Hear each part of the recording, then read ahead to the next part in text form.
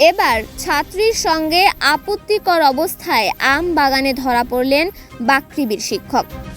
বাংলাদেশ কৃষি বিশ্ববিদ্যালয়ে এক শিক্ষক ও ছাত্রীকে আপত্তিকর অবস্থায় ধরেছে বিশ্ববিদ্যালয়ের কয়েকজন শিক্ষার্থী। শনিবার সন্ধ্যায় বিশ্ববিদ্যালয়ের কৃষি তত্ত্ব বিভাগীয় মাঠ ও আমবাগান সংলগ্ন এলাকা থেকে কৃষি তত্ত্ব বিভাগের সহযোগী অধ্যাপক ডক্টর মোহাম্মদ শফিকুল ইসলাম ও কৃষি অনুষদের অধ্যয়নরত শেখ রোজি জামান হলের প্রথম বর্ষে এক শিক্ষার্থী আপত্তিকর অবস্থায় ধরেন তারা।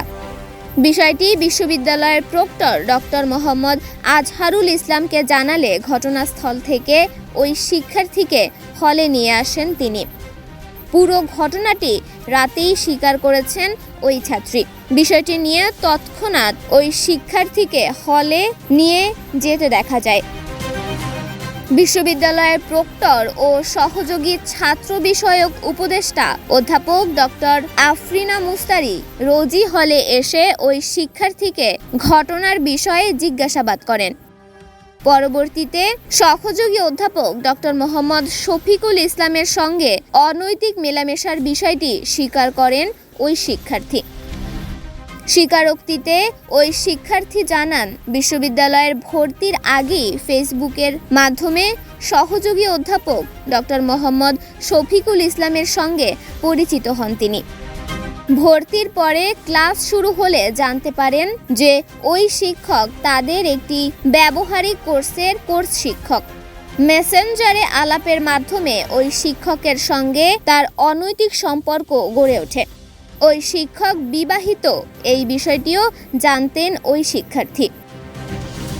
ঘটনাস্থল থেকে ওই ছাত্রীকে নিয়ে আসার ব্যাপারে জানার জন্য বিশ্ববিদ্যালয়ের প্রক্টর ডক্টর মোহাম্মদ আজহারুল ইসলামের সঙ্গে একাধিকবার মুঠোফোনে যোগাযোগ করার চেষ্টা করা হলেও কল ধরেননি তিনি।